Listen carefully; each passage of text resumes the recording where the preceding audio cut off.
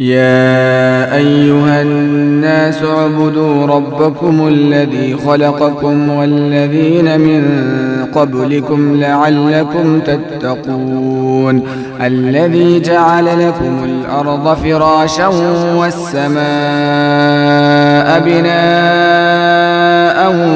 وأنزل من السماء ماء فأخرج به من الثمرات رزقا لكم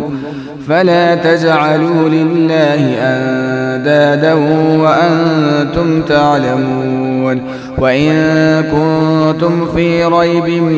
مما نزلنا على عبدنا فأتوا بسورة من مثله وادعوا شهداءكم